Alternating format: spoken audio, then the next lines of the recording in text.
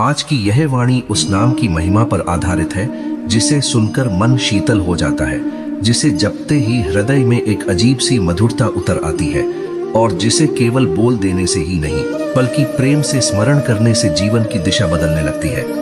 हरे हरे नाम या हरे कृष्ण का जप कोई साधारण उच्चारण नहीं है। यह तो आत्मा की पुकार है, मन की औषधि है और भटकी हुई चेतना के लिए घर लौटने का मार्ग है।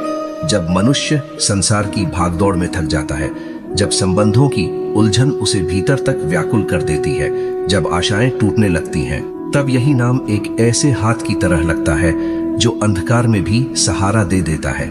मनुष्य का मन बड़ा चंचल है। वह एक क्षण में प्रसन्न होता है, दूसरे क्षण उदास हो जाता है, कभी वह स्मृतियों में खोता है, कभी भय में डूबता है, कभी भविष्य की चिंता में कांपता है। परंतु नाम स्मरण का यह अद्भुत प्रभाव है कि वह मन को धीरे धीरे एक केंद्र देता है। जैसे कोई दीपक हवा में कांपता हुआ भी अपने भीतर की लौ को बचाए रखता है, वैसे ही जो व्यक्ति प्रेम से हरे हरे का जप करता है, उसके भीतर का प्रकाश धीरे धीरे स्थिर होने लगता है। भगवत गीता में श्री कृष्ण ने कहा है कि जो मेरा स्मरण करता है वह मुझे प्राप्त करता है। यह केवल एक वाक्य नहीं, यह जीवन का गहरा नियम है। स्मरण का अर्थ है जिसे तुम हृदय में बसाते हो, अंततः वही तुम्हारे भीतर की दुनिया बन जाता है। श्रीमद् भागवत में भक्तों की अनेक कथाएं यह बताती हैं कि भगवान केवल पूजा के आसन पर नहीं बल्कि पुकारने वाले के आंसू में भी उपस्थित होते हैं।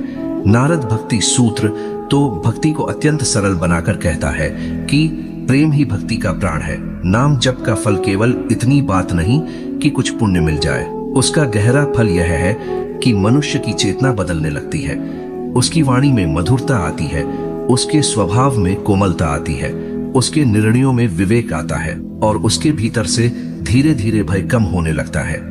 जब नाम भीतर उतरता है तब आत्मा को अपनी पहचान मिलने लगती है। शुद्ध हिंदी में कहा जाए तो नाम स्मरण वह पावन साधन है जिससे अंतरात्मा का मलिन आवरण धीरे धीरे हटने लगता है। यह जप केवल जिह्वा का व्यापार नहीं, यह अंतःकरण का शोधन है। जब हृदय में श्रद्धा होती है और मुख पर नाम होता है, तब जीवन की दिशा बदलती है। नाम की महिमा इसलिए महान है क्योंकि यह साधक को उसके अहंकार से निकालकर समर्पण की ओर ले जाता है और समर्पण ही वह द्वार है जहां से शांति प्रवेश करती है। जिस क्षण मनुष्य कह देता है, हे प्रभु मैं तुम्हारा हूं, उसी क्षण उसके भीतर का बोझ कुछ हल्का होने लगता है। अब एक छोटी सी कथा सुनिए। एक नगर में एक साधारण युवक रहता था। उसका जीवन बहुत कठिन था। पिता का देहांत हो चुका था, घर में अभाव था और ऊपर से मन में निरंतर चिंता बनी रहती थी। वह दिन भर काम करता पर रात को नींद नहीं आती। उसके भीतर एक रिक्तता थी जिसे कोई भी वस्तु भर नहीं पा रही थी। एक दिन वह एक वृद्ध संत के पास पहुंचा और बोला, महाराज मैं बहुत परेशान हूं, मुझे शांति नहीं मिलती, मन बहुत भारी रहता है। संत ने उसे कोई लंबा उपदेश नहीं दिया, बस मुस्कुराकर कहा, बेटा जब मन घबराए तब हर श्वास के साथ हरे हरे का स्मरण कर। युवक ने पहले संदेह से सुना पर फिर उसने वही करना शुरू किया। सुबह चलते समय हरे हरे, काम करते समय हरे हरे, रात को सोते समय हरे हरे। पहले कुछ दिन उसे कोई विशेष अनुभव नहीं हुआ पर कुछ हफ्तों बाद उसने महसूस किया कि उसका क्रोध कम हो गया है, उसकी नींद बेहतर हो गई है, वह छोटी छोटी बातों पर टूटता नहीं था। फिर एक दिन जब वह बहुत बड़े संकट में फंस गया और उसके पास कोई उपाय न बचा, तब अचानक उसके मुख से अनायास नाम निकला, हरे कृष्ण हरे कृष्ण। उसी क्षण उसके भीतर ऐसा लगा जैसे कोई अदृश्य हाथ उसके सिर पर रख दिया गया हो। संकट तो वही था पर भय चला गया था। इस कथा का आध्यात्मिक अर्थ बहुत सुंदर है। नाम जप पहले परिस्थिति नहीं बदलता, पहले साधक को बदलता है। जब साधक बदलता है तब परिस्थिति का बोझ भी बदल जाता है। कई बार भगवान समस्या को तुरंत समाप्त नहीं करते, वे हमें इतना सुदृढ़ बना देते हैं कि हम समस्या के बीच भी टूटते नहीं। यही नाम की शक्ति है। यह मन को स्थिर करता है, भाव को निर्मल करता है और भीतर एक ऐसी श्रद्धा जगाता है जो बाहर की हर आंधी से अधिक प्रबल होती है। भगवत गीता के अनुसार मनुष्य जैसा चिंतन करता है वैसा ही बनता है। इसी कारण नाम स्मरण अत्यंत महत्वपूर्ण है क्योंकि यह चिंतन को पवित्र करता है। उपनिषदों का भी यही संदेश है कि अंततः सत्य भीतर ही प्रकाशित होता है। बाहरी दुनिया बार बार बदलती है, पर अंतःकरण में जो दीप जलता है वही मनुष्य का वास्तविक आश्रय है। रामायण हमें यह दिखाती है कि प्रभु का स्मरण कठिन समय में मनुष्य की सबसे बड़ी शक्ति बनता है। जब श्री राम वन में गए, जब सीता वियोग की पीड़ा हुई, तब भी मर्यादा और स्मरण की धारा टूटी नहीं। यही जीवन का उच्चतम सौंदर्य है। दुख में भी ईश्वर को न भूलना, यही सच्ची साधना है। कलयुग में मनुष्य के पास साधन अधिक है पर शांति कम है। उसके पास आवाजें अधिक है पर मौन कम है। उसके पास सूचना अधिक है पर संतोष कम है। ऐसे समय में नाम का आश्रय सबसे सरल भी है और सबसे ऊंचा भी, क्योंकि नाम के लिए किसी विशेष स्थान की आवश्यकता नहीं, किसी विशेष समय की आवश्यकता नहीं, किसी बड़े आयोजन की आवश्यकता नहीं। रास्ते में चलते हुए, काम करते हुए, एकांत में, भीड़ में, सुख में, दुख में, हर स्थिति में नाम लिया जा सकता है। यही तो इसकी करुणा है। भगवान ने साधना को कठिन नहीं, सुगम बनाया। उन्होंने कहा नहीं कि केवल महलों में जपो या केवल पर्वों पर जपो।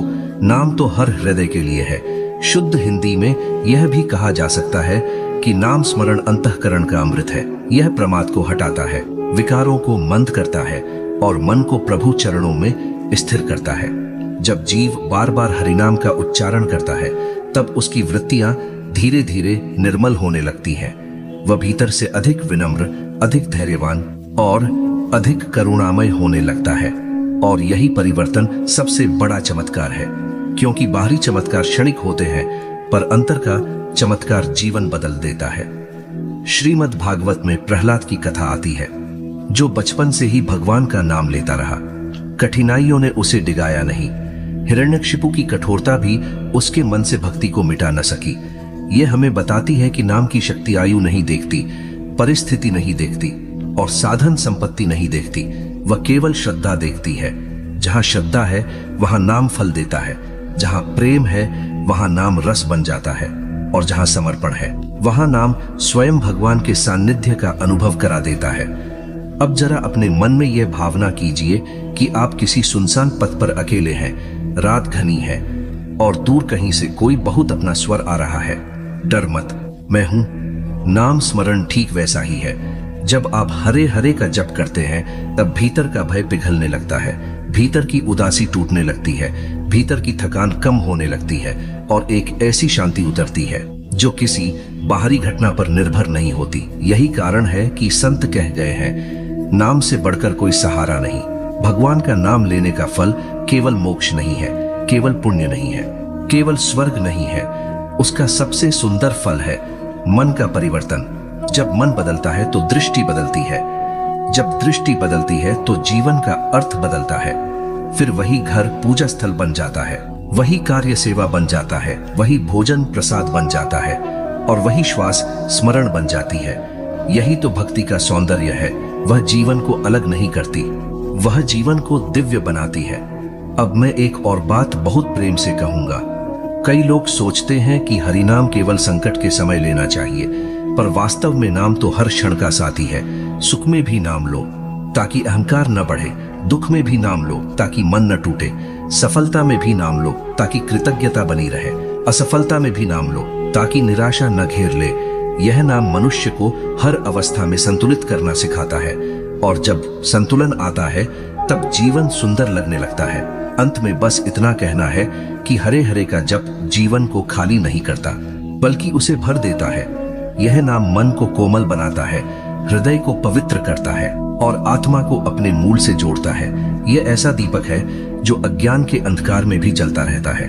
यह ऐसा अमृत है जो भीतर की प्यास बुझाता है। यह ऐसा संगीत है जो थके हुए मन को फिर से जीना सिखाता है। इसलिए हर दिन थोड़ी देर प्रेम से, श्रद्धा से और विनम्रता से इस नाम का स्मरण कीजिए। और जब आप जप करें तो केवल होठों से नहीं, हृदय से कीजिए। जैसे माँ अपने बच्चे को पुकारती है वैसे पुकारिए। जैसे प्यासा जल को ढूंढता है वैसे ढूंढिए। जैसे भटका हुआ पथिक घर की ओर लौटता है वैसे लौटिए, क्योंकि भगवान का नाम केवल उच्चारण नहीं, घर वापसी है। और जिस दिन यह नाम भीतर बस जाता है, उस दिन जीवन के सारे शोरों के बीच भी एक मधुर मौन उतर आता है। वही मौन शांति है। वही शांति भक्ति है और वही भक्ति जीवन का सबसे सुंदर सत्य है। वही शांति भक्ति है और वही भक्ति जीवन का सबसे सुंदर सत्य है। इसी सत्य को और गहराई से समझिए कि मनुष्य जब तक बाहर की वस्तुओं में अपनी पूर्णता खोजता रहता है तब तक वह बार बार खाली होता रहता है। आज कुछ मिला, कल छिन गया। आज कोई पास है, कल दूर चला गया। आज मन प्रसन्न है, कल उदास हो गया।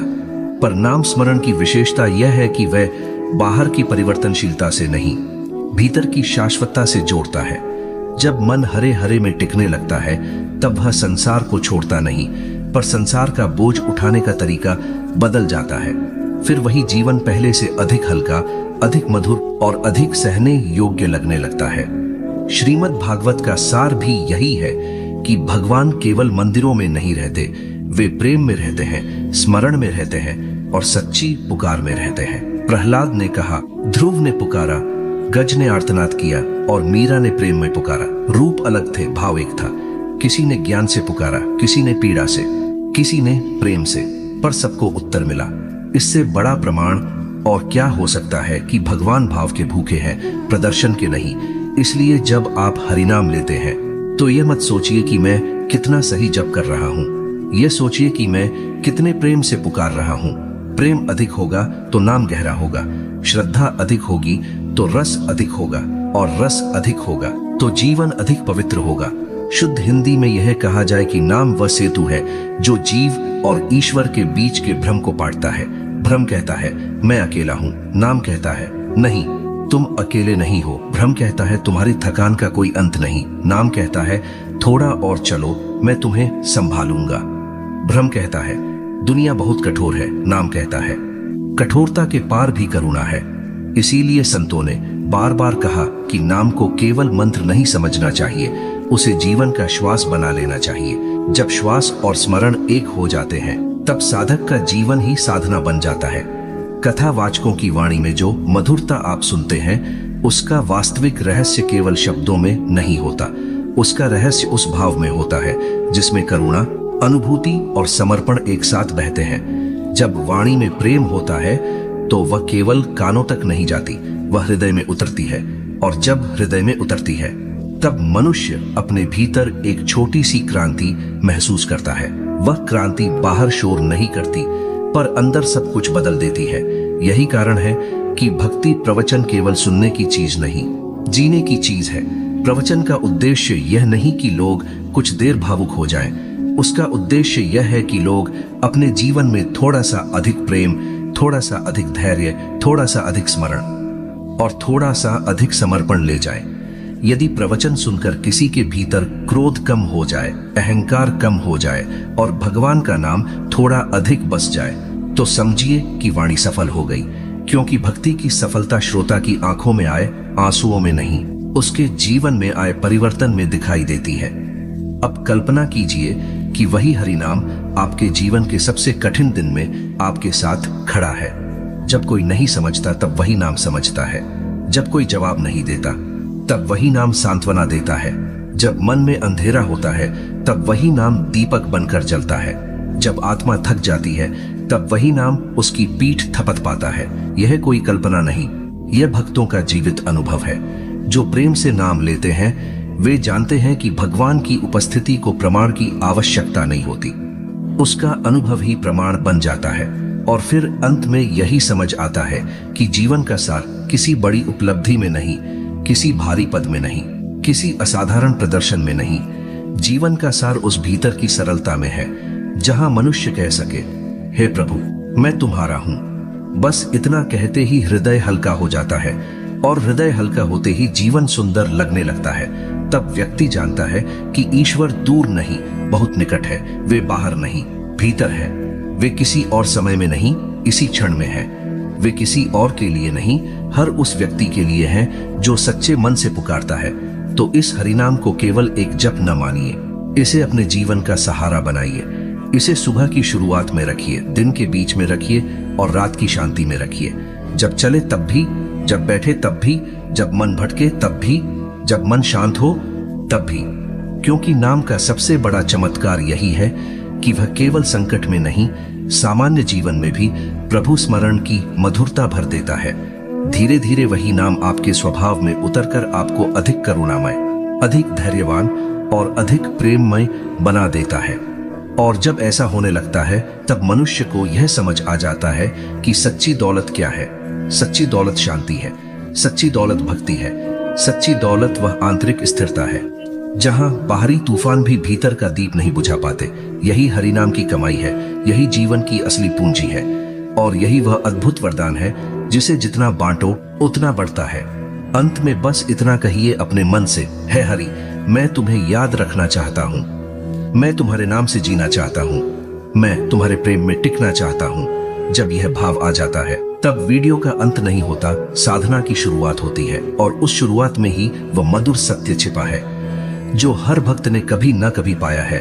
नाम में शांति है, नाम में शक्ति है, नाम में प्रेम है और नाम में ही भगवान का साक्षात आलिंगन है।